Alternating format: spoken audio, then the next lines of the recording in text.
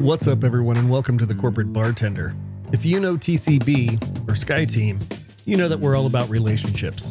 This episode is all about relationships, why they matter, how to leverage them strategically, and just knowing when you've met one of your people.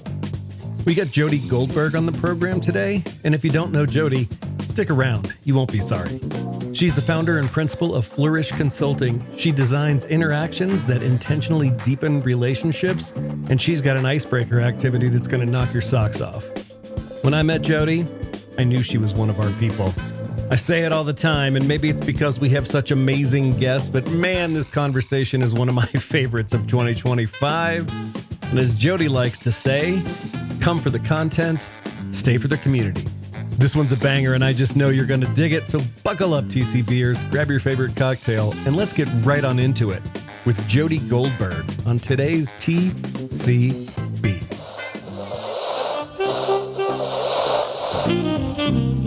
Welcome to SkyeTeam's The Corporate Bartender, where we gather some of the best HR and people leaders to discuss what's happening on the people side of business. Now pull up a stool, belly up to the bar, and join us for The Corporate Bartender.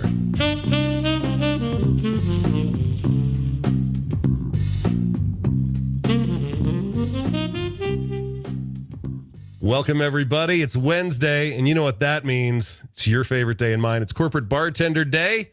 It is the 13th of August, 2025, and the 230th time we have done this wacky thing that we call the Corporate Bartender. And hey, Ruby, I believe it's officially football season. Yes. And that means that we are minutes away from pumpkin spice time. We are. In 2025. I saw a display for Halloween candy in the grocery store. I saw 3 weeks ago. Jeez. 3 weeks ago, my first in the wild sighting of Spirit Halloween. I'm like, it's July. Simmer down, Spirit Halloween. Take a breath. Take a breath. I saw Christmas decorations at Costco and was like, I'm unwell. Thank you. It's like 100 degrees out. What is happening? Yeah. I'm going to go full Dio on that one. No, thank you. No, thank you. No, thank you. No, thank you. No, thank you for Christmas decorations in August. I don't need that energy in my life. But, this was in July. Even worse. I don't know. It's been pretty hot here. That doesn't stop retail from putting Christmas out. No, it just makes me feel colder. That's all, I guess.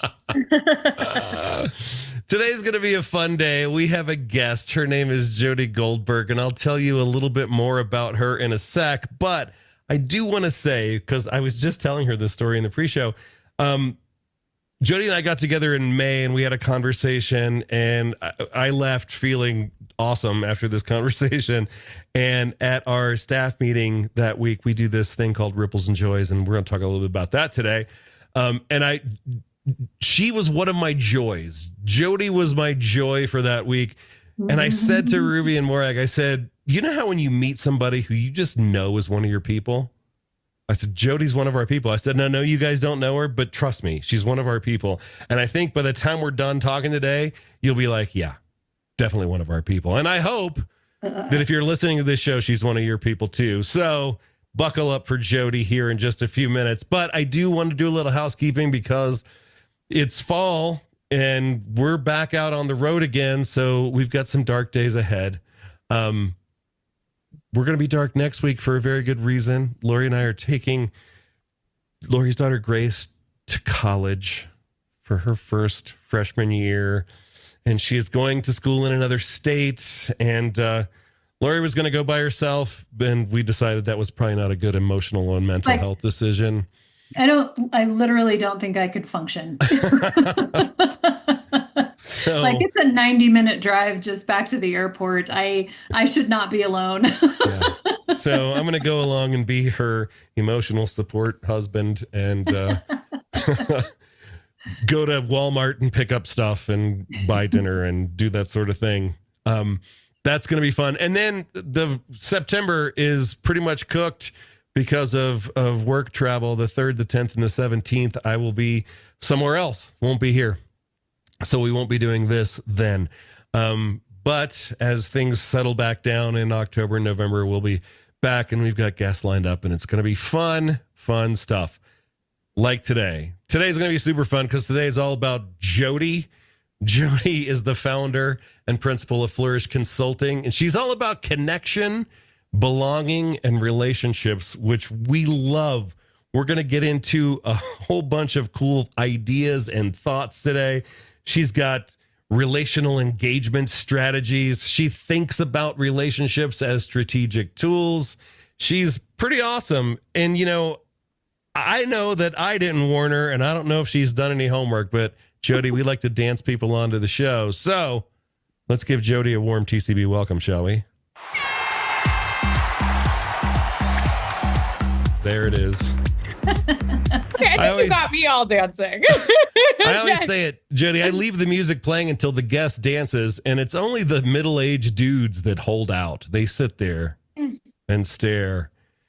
Anybody that's not a middle-aged man starts dancing right out of the gate because everybody else is dancing. We're having a good time. Jodie, thanks for being with us today. Oh, thank you all. I mean, Eric, that intro was fire, right? How am I actually going to live up to the hype that you just delivered? Right. I thought I had energy. So thank you for bringing it. Thank you all for coming. Right. I like to say we come for content, right? And I like to think you all came for me. But the real reason why you're here, right? We stay for community. Right. And that's what's so beautiful about this corporate bartender is that this is a community of people who are coming together to learn with and from one another. And it's the reason why you're coming back. Right. Cindy, I want to just share, right? You were like, I haven't been here in a while. And as much as I wish you were like, I wanted to come for Jodie. She said, I want to come for all of you. And that is the beauty and power of relationships. I'm already going to ask you to say something again once. You said, because I love it and I wrote it down, we come for what? For content. And we stay for what? Community. That's a beautiful thing right there. That is so beautiful. Thank you. Love it.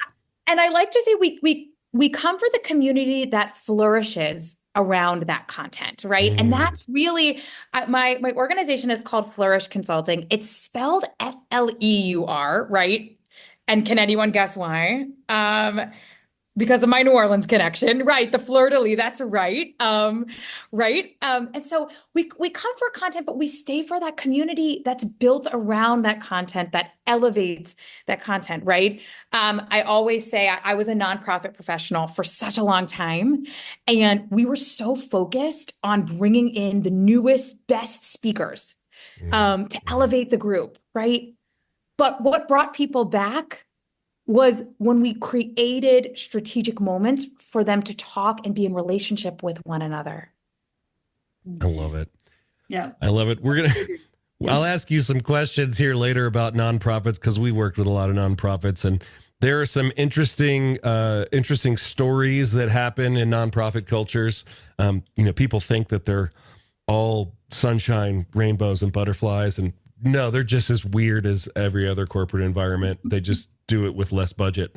Well said. Very well said. Before we get there, though, we always like to start with a little bit of an origin story. Like when you were coming into this world and figuring it out, this is probably not where you thought you would be. So tell us a little bit about how it started and how it's going now. Yeah, it's a great place to start. Look, I grew up I'm the daughter of nonprofit professionals, right? So in some ways we could say, I thought I would be in the family business of nonprofit work. And guess what happened? I was. And for a long time, I worked as a consultant for a nonprofit organization, really focused on Gen Z and helping them think about how do we think about this generation that's so universal in nature, right? They care deeply about the world. And how do we help them understand who they are within a particular faith-based lens, right? How do we blend the universal and particular together? And while I was doing workshops for this nonprofit group, that's when I started to notice this theme, right? That we'd bring in these big speakers who could speak about Gen Z and the latest research on Gen Z, but that's not why people came back, right? They came back because they really realized that they could see the value in one another and really learn something strategic from one another.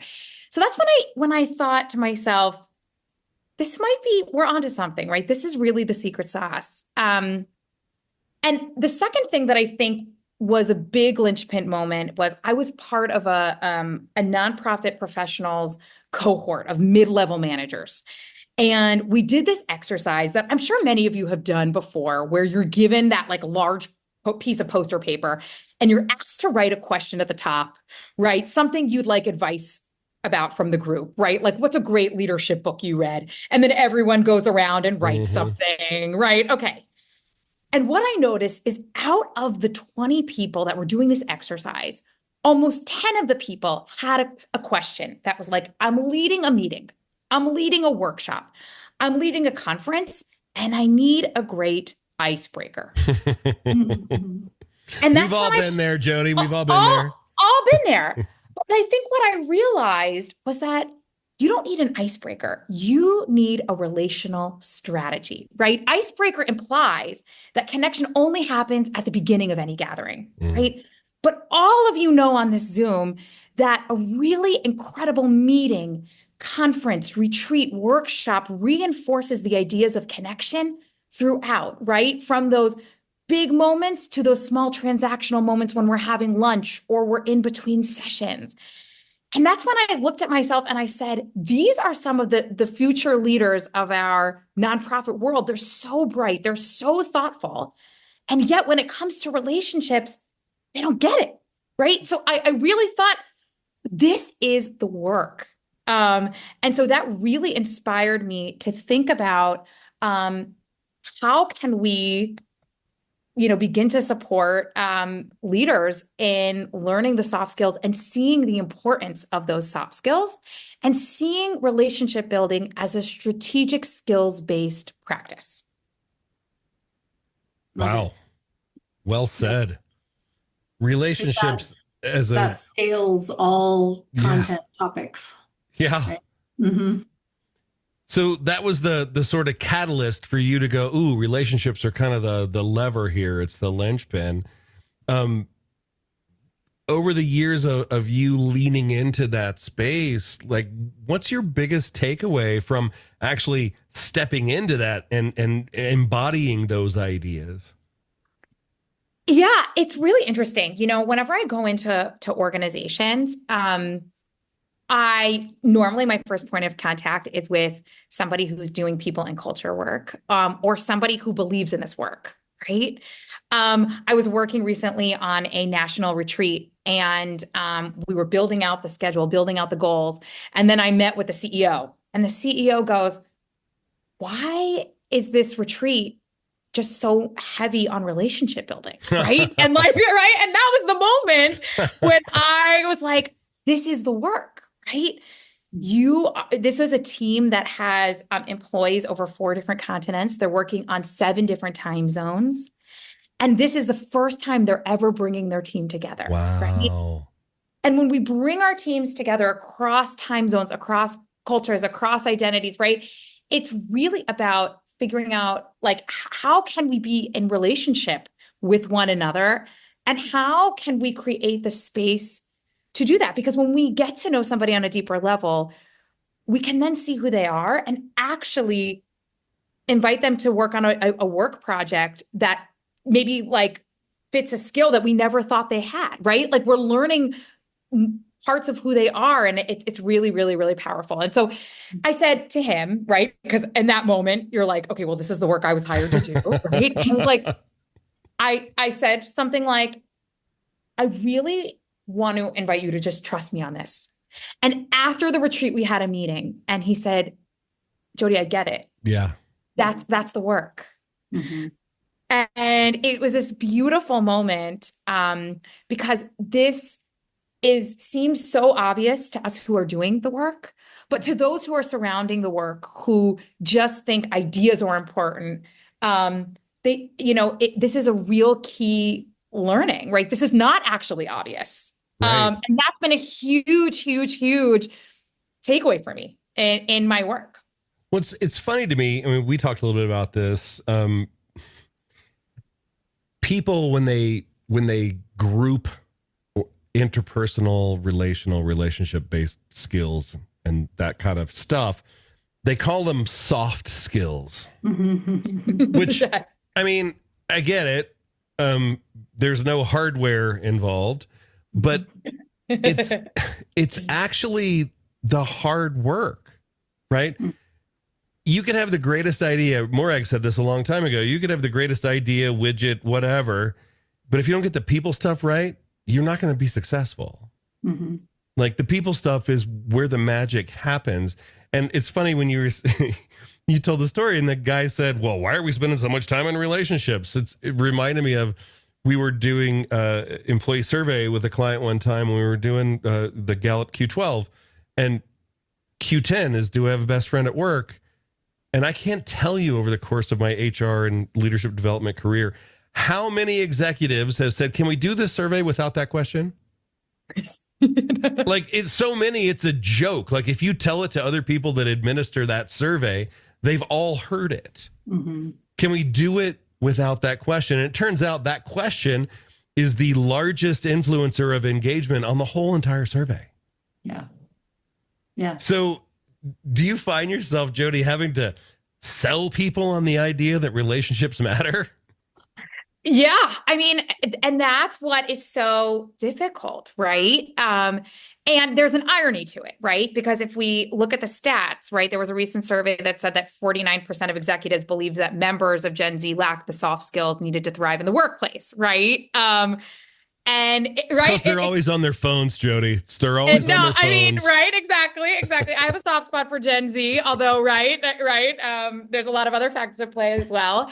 But, right, the real irony is that a lot of executives are looking at this generation and saying they don't have it, right? But when we invite them to look inward, they don't have it. They don't realize, right? They don't have it, or they don't realize its importance, right? When we do a connection question at the beginning of a meeting, right, and invites people, people feel more psychologically safe, and when they're more psychologically safe, they feel more invested. They feel like they can actually ask questions, engage in the learning, right? There's so many studies on this. I don't have to sell you on it. But it's a novel idea, right? And with the rise of AI, that's, taking over a lot of our work, I really deeply believe that organizations are left with time, right? Because AI makes our work more efficient. Now there's this boatload of time. I think people should be engaging in helping their teams build those soft skills and really develop those soft skills in deeper, more intentional ways. And not just Gen Z, right? Like, for sure. Throughout the leadership pipeline. Yeah. How do you help maybe the highest level decision makers, right? Because people do what gets talked about or what they care about. So how do you help them get into a space of not just recognizing, right, or believing the research, but they have to participate, they have to walk the walk, and they have to do it authentically. If this is a script I'm going to read, people see right through that. So how do you help them step into it in a way that is authentic? Because if that's not there, it won't last.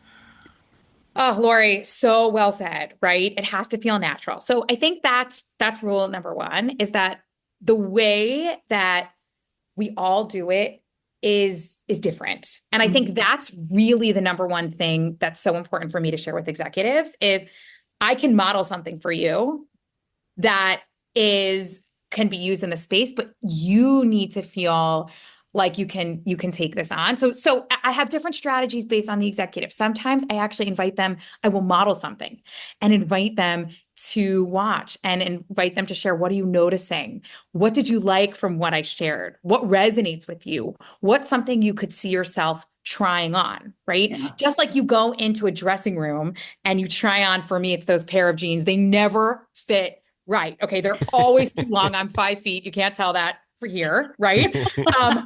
But an invitation to try something on, see how it fits for you, right? Because what fits for me is not going to fit for you. And then invite them to actually model it in a low stakes way, right? And I think that is one way that gets them past the, oh my God, I can't do this, to, I tried and I have a little win. And because I have a little win at a meeting, now when I'm going to be staffing this retreat and speaking to the entire staff, I've now tried it on and now know how to create that space in a more authentic way. Nice. Yeah. And I totally, it differs, per person, right? Like, yeah. So, Jodie, you and I have talked about the notion that relationships, it's like a skill like listening. It's something that we kind of take for granted. We just kind of navigate it by feel. We don't put a lot of thoughtful intention into how we build, develop, and deepen relationships, right? Your argument is that relationships are strategic tools that should be done with intentionality, and that there's a whole lot of value to be obtained if you do it in that way versus just kind of winging it. Tell us about relationships as strategic tools. Yeah, well said. So what's so interesting to me is whenever someone has a meeting, right, a lot of people will think their first instinct is, I need a connection question. I need an icebreaker, right? A lot of times that icebreaker is like, what is your favorite ice cream, right? What are your favorite ice cream tells me nothing about I'm you. gonna give that a sad trombone. Yes, yes. Well said, right?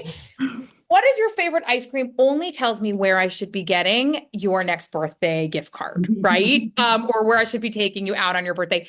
Not, it doesn't actually fit the moment, right?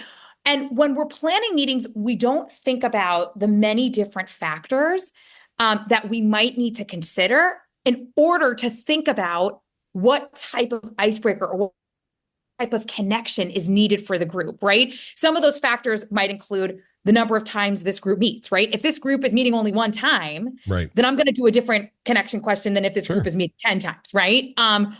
Or if this group is 2 people, I'm going to lean in a different way than if this group is 25 people or 100 people or 300 people. How well do the people know each other, right? If they know each other really well, we're going to have a different strategy than if they don't know each other at all.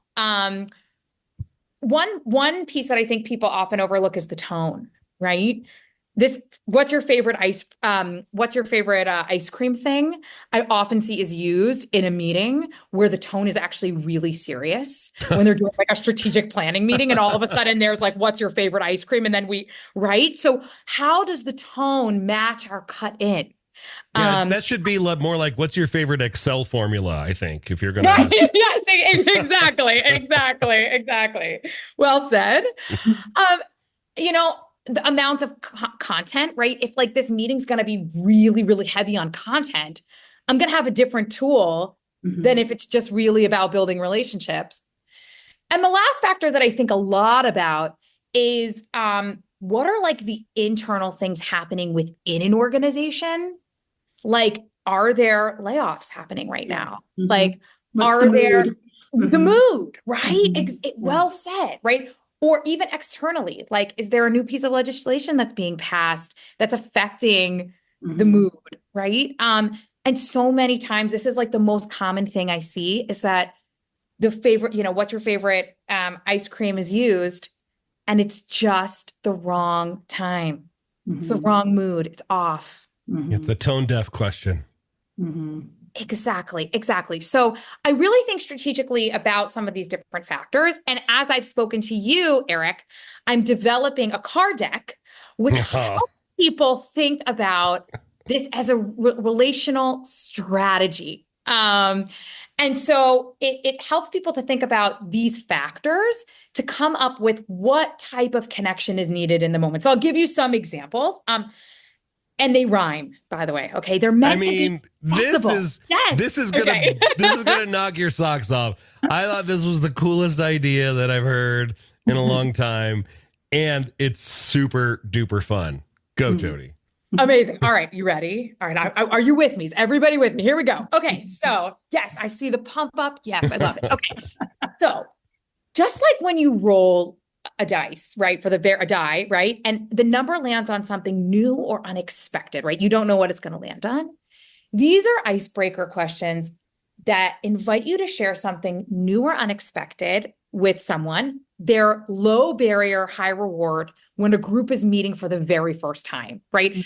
Like, what's the origin of your name, right?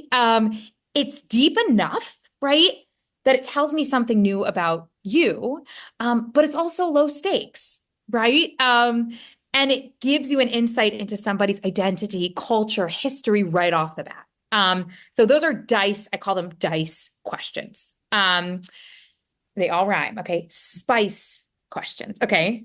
So you got to think about it, right? It's a dice breaker. It's a spice breaker. Yes. Here we go. Right. They all rhyme. Here we go. So spice breaker questions. Just like when you add spices to a dish, what happens, right? It adds depth of flavor, right? And you would almost never put spices on a pan when you're cooking a dish, except for some Indian dishes, because the spices will burn, right? If you turn the heat up, right? These are icebreaker questions that invite you to go deep when a group's known each other for a really, really long time.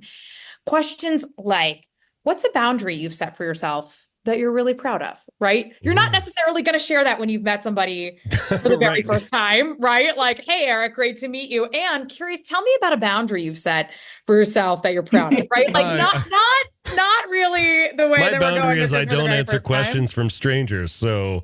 Right. I know, right? So that's spice breaker questions. Slice breaker questions. Here we go. I love it, Ruby. I love your face. Thank you. Just like when we slice something in half, right? Take an avocado and the exterior looks different than the interior, right? These are icebreaker questions that invite us to process our feelings or emotions, right? Because our emotions are going to look different internally than they might externally.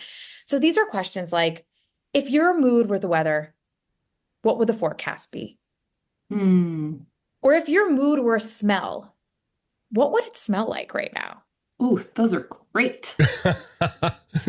Right? An invitation for us to think about how mood and tone can be multisensory, right? Which I deeply believe. Love that. Right. And this is really around taking the temperature of the moment, right? Really around when we were talking about the tone of the gathering or the factors, right? When people really need to process, are in need of processing. Advice breakers, right? Advice breakers are the invitation to share our wisdom or perspective with others. I love to use advice breakers when maybe you have old employees that have been at the organization for a long time, like they're very tenured, and employees that are brand new to the organizations together. And you're trying to think about, how do we build community with this group? And it's an invitation for each one to learn from the other, right? So an advice breaker question might be, what is your favorite, what's wisdom, or what kind of advice do you have for being on this team, right? Like a way for people to share wisdom between one another, not in a hierarchical way, but in a distributed sort of shared leadership way. And the last two are concise breakers, right? People are like, Jodie, this icebreaker stuff, like, we don't got time for that, all right? So concise breakers are invitations to share how we're feeling or answer questions in 1 to 5 words, right? Like, what's one word to describe your mood in this moment? What are 2 words to describe your personality, right?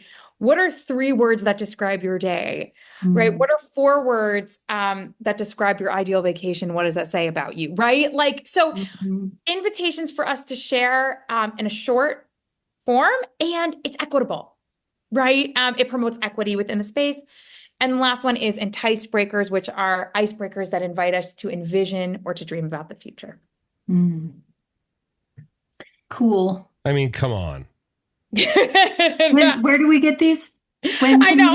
Right now, I have the proposal currently clearing agents, so it's exciting. This is something that's happening. Where's the book? Where's the book? Hey, Cindy, it's coming. We're going to partner on that book, right? Okay. Okay. You got to watch her, Cindy. She moves quick. I know.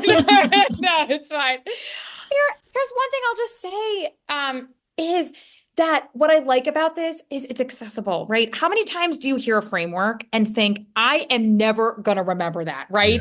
Yeah. I have the flyer and now it's going in my desk to never see again, right? Right. But this feels tangible, accessible, it rhymes. And my vision is that when you're thinking about how to plan a meeting, you're going to go, oh, this group's known each other for a long time. We need spice cards. Let's go get our spice breakers. Let's pull them out, right? That this becomes a shared language with not just within your team, but within an organization to be able to think about relationships in a strategic skill-based way. And I also love that this can be from any level in the organization. It can be an individual contributor that has a project team.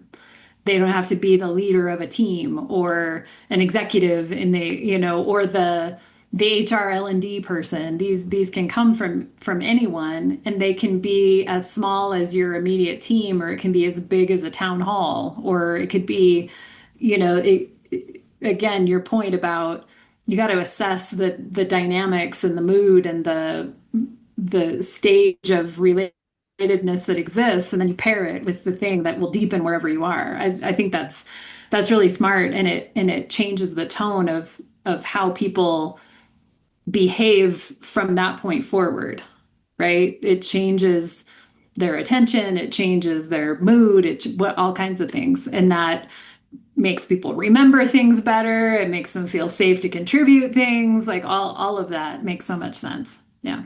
No, it's so true, Lori. So well said. And I think too, right, when we talk about what makes a great facilitator, I think it's really the ability to read the room and pivot in the moment, right? That's a skill.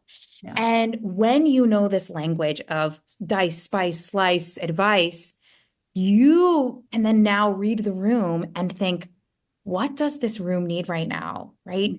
Actually, maybe it's slice, right? The group is losing energy, right? And we need to figure out what's going on, right? Like I need some answers, right? Or the group is energetic and vibrant and they don't want to go into the work yet, right? Right? Let's bring some more dice to them, right? So I think that too, right? That it's something that you can be a part of your everyday conversation, and you can leverage it in the moment to meet people where they are and bring them along with you. Yeah. Yeah. So it doesn't have to be the first thing in the meeting. It can be the middle part, and it can be impromptu if you're feeling the drag or that's great. Yeah. Last thing before you jump in, Eric, I just want to pinpoint that exactly. So many people are like, Jodie, relationship building only happens in the beginning of the meeting. And like, right. That's no, in fact, right. I say there are so many opportunities to take seemingly transactional moments and transform them into deep relational opportunities, right? Like when you've got that break, right? How might you actually structure the break in the meeting for relationships to happen, right? Mm-hmm. Yep. I think there's so many things that, we think about from a L&D facilitation perspective about, rather than having a classroom setting, you have pods, right? So that discussions can happen, or that you have multi-day sessions and you sort of socially engineer how the teams are and move people around and, kind of help them help themselves in all those kinds of dynamics. So there's a lot of levers for how it's going to feel to the participants. Yeah. Yeah, I mean, we do a lot of that in the workshops that we put together. And what I love about it is they don't even know, right? Yeah. They have no idea that we're doing these things in this order and for these reasons. They have no idea why. We're like, and it's heavily leveraged on providing opportunities for people to make connections at work that are outside of their normal workflow. Mm-hmm. Right? That is something that doesn't happen naturally, especially now that we're more distributed and more hybridized, and we don't go to the office 5 days a week. And if we do go to the office 5 days a week, chances are we're on Zoom calls for 40% of our in-office time. So we don't have those serendipitous moments like the things that you mentioned earlier, Jodie, like in between sessions and doing this and that. And right, look, we just don't have them in the way that we used to. So when we do workshops and programs, we try to make that part of the design. Yeah. So that people form new relationships, and those relationships outlive the event or the program. And now they're connected to, it's like when we were growing up, they were what I called church friends. Because, you have all your friends at school, right? And my dad ran his own company, so Sunday was like Tuesday in my house, right? He was going to work. And so church wasn't a thing that I did. And I had friends at school who had this whole other group of people that they hung out with from church that didn't go to our school.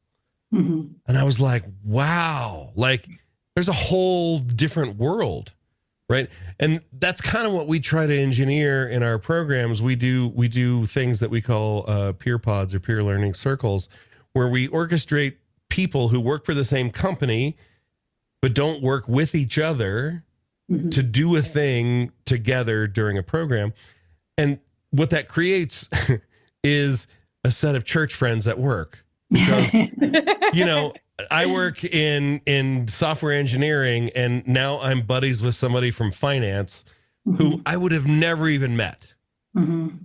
So now I have this other channel of people that I can interact with who understand what it's like to work here, who knows the leadership and the quirks contained therein. They know the challenges and struggles and pitfalls and things. It's like a safer channel than the people that I work for, definitely. And sometimes even the people that I work with, because there's no blowback, right? Like I can now say these things, but we don't have natural mechanisms to make that happen. So it takes, to your point, it far less opportunity now with so many more remote folks or hybrid. For those loose connections have become even looser. Yes. Yeah. Mm-hmm.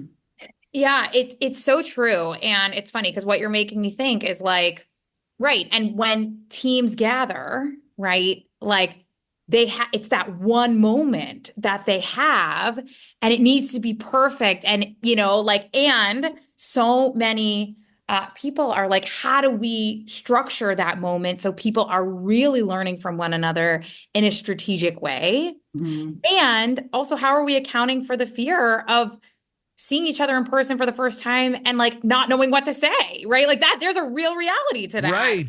Like right. And every organization is made up of people who derive their energy from being in community with other people, which if you didn't know that already, shocker, that's me, right? That was always me, right? And weird, weird, right? Totally weird. Right. And for others, right, who need some time to warm up. And so how do you also consider the different types of people who are within an organization and how to structure a gathering so that each one feels seen, heard, and valued, and feels comfortable making connections, those intentional connections in this space. So yeah, it's really quite a skill.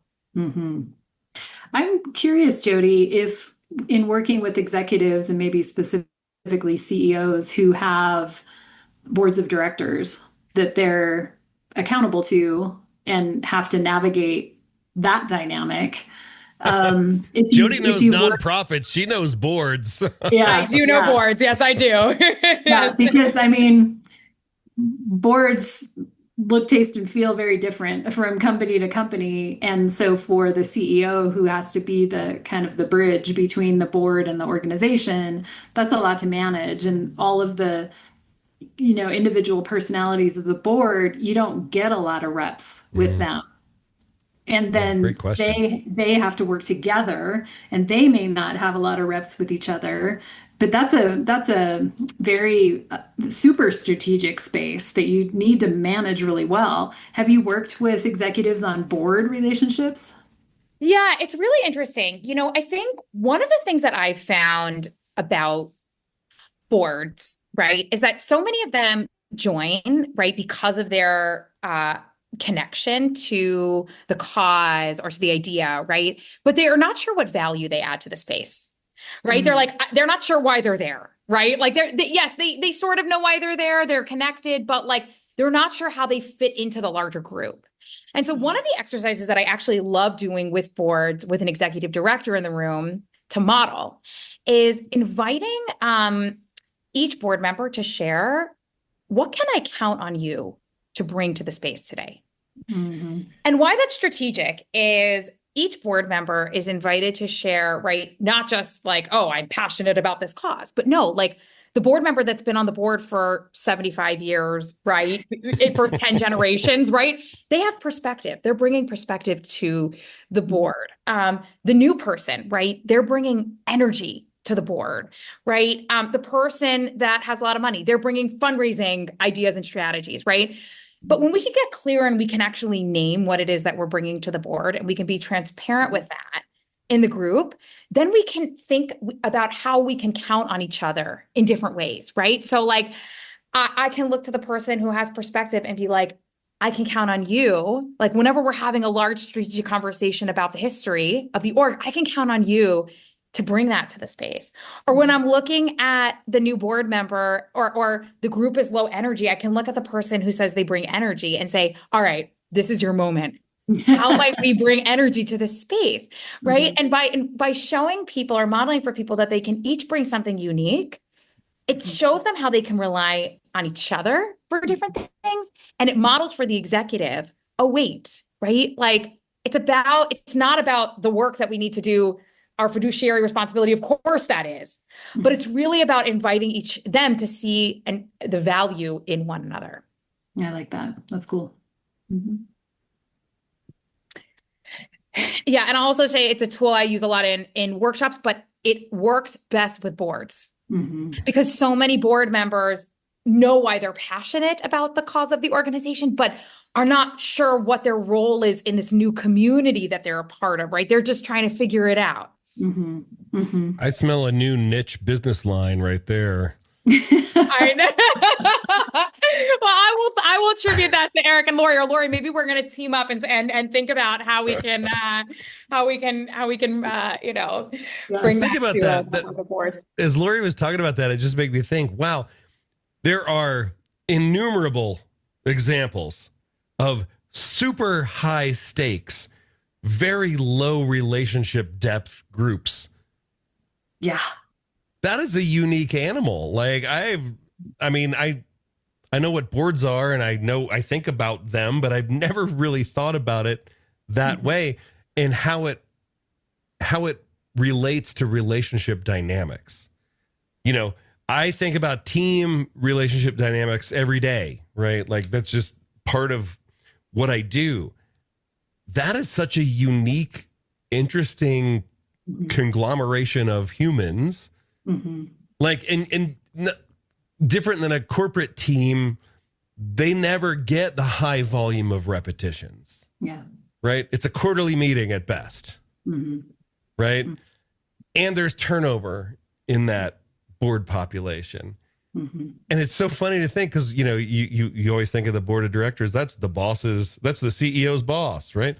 And it's a group of people that hardly know each other and don't have deep trust and aren't as likely to be vulnerable and willing to let the walls down. That's crazy to me now. Yeah. In this moment today, right here. huge skill for a CEO is that board management, right? Yeah. Like how skilled are they in that space? Because that is a, unique proposition to be in that space. It is. And I'll say that like it's so hard, right? Right. They don't know why, they don't know why they're there in a lot of ways. The CEO is so stressed, right? Like you can see it in his face, right? Like, or her face or their face, right? Like you can see that like they need this to go well. Yeah. And they're so focused on the stuff, right? That needs to get done, right? Of course, that the relational dynamics are second at best. Yeah. And the reasons why people leave boards are not because of the stuff, right? It's the reason why they leave groups. It's because the they people. don't feel seen. They don't feel valued. Yeah. I work for a CEO who is exceptionally good at board management. And so it's been interesting for me to observe how he approaches these things and how he is able to influence, because he doesn't have control, but he has a lot of levers to how things are put to the board and how, he is meticulous about the agenda of any board meeting, and he will, you have to come to the executive team with your presentation to get feedback before you're unleashed on the board, right? If you're pulling in different parts of the organization to bring information. And so he's very, very thorough in what they're going to be taking in. And then he also, from the relationship perspective, spends a huge amount of time one-on-one with every board member before every board meeting, right? To build the repetitions, right? And that has become the norm. That's what they expect. That's what they actually look forward to. And so by the time you get to the board meeting, even if they haven't all talked to each other, they know what's coming generally, and they feel comfortable. Like there's no surprises, there's no wild cards. But that is such an intentional strategy that works for that group. It's been really interesting to watch that. Yeah. Yeah, no, and I'll share also too, like when board committees meet, right? If you've ever been to a board committee, right? Like that is almost like watching, like somebody just like on the chalkboard, like fingernails on the chalkboard, right? Like it's painful, right? Because here you're empowering people who may or may not know how to run a meeting and to get things done. And so I also think that one big strategy that I often coach CEOs to really take is, how are you helping them craft that meeting in really thoughtful and intentional ways, right? How are you empowering them to do it, but also doing it in a way where each person can feel seen, heard, and valued in the space and can actually contribute something meaningful? Yeah. Because, right, the one-on-one relationships are so key to feeling seen within an organization, but those committees are really where small groups of communities form. And when you utilize the same principles of network strategy to those groups, that's also important as well. Yeah. Wow. I could talk to Jodie all evening. No. I know, we should keep doing it. I don't think it should pass beyond the Corporate Bartender podcast. So, Jodie, before I ask folks if they have questions, just tell us a little bit about Fleurish and where we find Fleurish out on the webs. Amazing.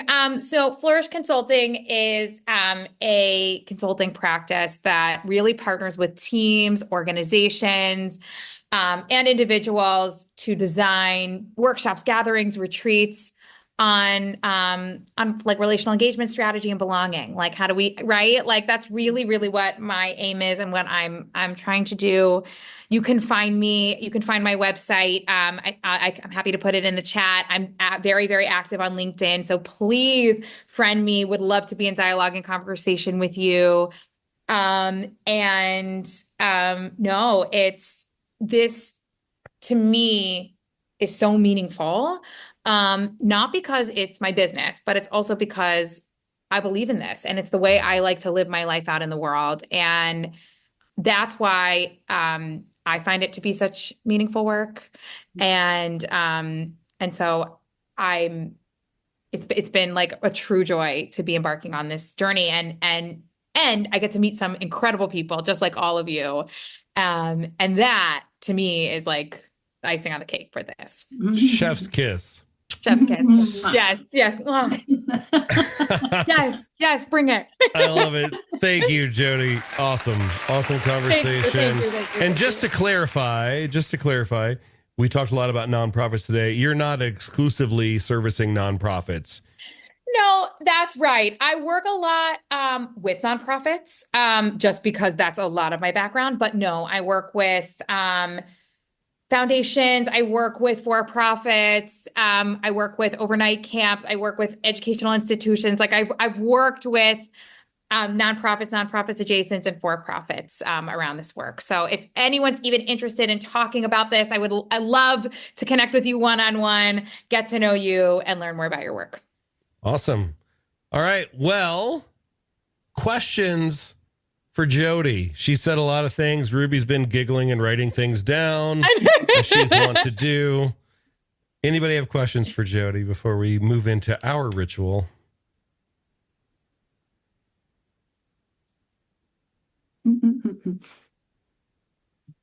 I always have something to say. I don't know that I have a I know question. you do, and you always wait. You're so because polite. Someone else needs to go. I always look at my notes after at the end and like what really landed for me. And so I love the just this idea of having a strategy around, I think you said relational strategy. We use the word intentional a lot in the work that we do, and I would tie that in. We say, be intentional about relationships, and that I like that term strategy. It gives it a little weight to it, and something to really take seriously and thoughtfully. And I like this question of what type of connection matters for this moment. Mm-hmm. I think that's a really thought-provoking, intelligent way to think about the strategy. So thank you for sharing your time and your thoughts. Super aligned with the work that we do. No, Ruby, thank you for saying that. Yeah. I think reflection is such a key, right? Reflection is how we translate experience into meaning. And so you modeled that really beautifully. And the last thing I'll say is around relational strategy. I like to think of it like a game of chess, right? Just like you're playing a game of chess and you would never make a move in chess without a strategy. The same thing with the way in which we build relationships, right? Like we're winging it, as Eric said, right? We're just moving that pawn without thinking about where we want to go next. And if we can see big picture around what it is we're really trying to achieve, and then think strategically about how we leverage relationships in an authentic way to get there, then we can all grow and we can all win. Love it. Love it. Oh, Cindy has a question. Yeah, go, Cindy, go. You're on mute, Cindy. I clicked, but not hard enough. That I always wait. That's why I have my mug that says "Don't speak yet." I don't jump in immediately. The first thing I want to say is I am so glad I came today. Yay! I am so glad. There is stuff that you talked about, Jodie, that I will be using in the next 2 weeks. Because what you did was put some. There are a lot of things that we have in our heads that we do kind of because we know it's smushy, the right thing to do. But then to have an organized process to go through it means that you can repeat it much more easily. And this will play absolutely into some things that I have upcoming in my work. So thank you. I will read your book. The book that you two write together? Yes, I will. Cindy. Yes. As Morag knows, I love to proofread, so it's a sickness on my part. Well, Cindy, Jodie's just down the road in LA, so. Well, that's only sort of down the road. So it's down the road compared to where I am. So, Jodie, I'm in the mountains east of San Diego, just so you know. So I had a question about this is a minor question because my brain is filled with this giant stuff, but I have a minor question, which is, do you have any conversation, any ideas or particular things that you use with networking? Because a lot of the people that I work with, they have to be the host or hostess of a community of people where they're going out and they have to make people feel they're the leader. So they have to make the other people feel like they belong in networking and going to groups. Do you have any tips for those types of situations in particular? Yeah. Oh, networking is so hard. And that term, network, like when you, Seriously. it's like the term icebreaker. You're like, oh, like what does, like, it's loaded, right? Like, what does it actually mean? What does it actually entail? So, it's interesting, right? Like I have a friend. So a few things. One is, to me, the best ways to network with other people are, like, I think the best way to do it is to invite fun into it, right? Like, so I'll give you an example. One of my favorite things to do when camp professionals are meeting each other for the very first time is I like to play this game called Instant Picasso. Okay. I don't know if you've ever played this game. Basically, no. Two people who've never met before. Okay. Sit face to face. And without saying anything, they have to look at each other for 2 minutes and just draw each other. Okay. And what's horrifying, Jody. That's horrifying. Now, hold on. Just go with me here. Okay. Go with me here. Okay.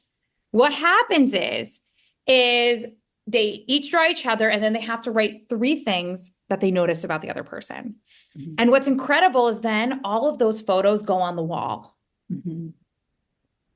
And what's so powerful is you then see this group of 20 people's faces on the wall, and it's an opportunity for throughout the day, they can say, oh, like that's Fred. Fred looks so interesting. I want to network with Fred, right? It's an opportunity to want to come back to him. So I'm giving you an example of like a fun, unique way to take networking as we know it and turn it on its head, and invite people to get to know each other in a different kind of way, to get silly, to get, like up in it a little bit more.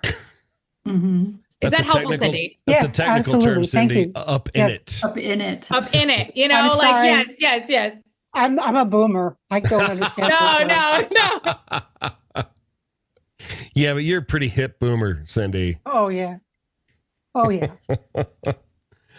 Awesome. Well, Jody, I can't wait to get my, alpha or beta copy of my Spice, Dice, Slice, Entice, Advice, and Concise Breaker deck. Thank you. Super excited about that. I think that's a really cool opportunity in an industry that is awash in card decks. There's everybody's got a card deck, right? There's a card deck for everything. When you told me about that concept back in May, I was like, that's pretty fucking cool. That is a thing that's a little bit different. And I think it's got some weight behind it. So I wish you the best of luck there. Yeah. And, if you're looking for proofreaders, Cindy's she's got your number. If you're looking for feedback or people to go out and try them, this community is your jam. Lori's got her hand up already. Mm-hmm. Awesome. So thanks again for being here with us, Jody. Thank you. Thank you. Let's go into our end of show ritual and then get some dinner.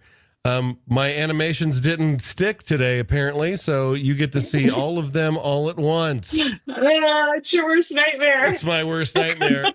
So we're going to start at the top left corner. These are funny things from the internet that made me laugh this week. This top left corner has the answer guy in all of his question marky suits, and it says, guys, what's stopping you from dressing like this 24/7? And then Seth Rogen responded, Batman, because he looks like the Riddler. Bottom left corner is for Ruby. My cat looks like he just told his favorite joke, and he's so proud of himself. Yes, it's a cat picture. That is a laughing cat. That is, Center top. This exchange made me giggle. Egberts says, what mouse walks on 2 legs? whoever he's talking to says, Mickey. He says, okay, what duck walks on two legs? He says, Donald. Egbert says, no, all of them.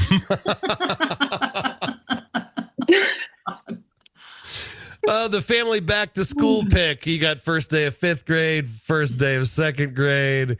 You've got my 6,287th day of work. And then the little one that says, if I don't hold a sign too, I'm going to scream.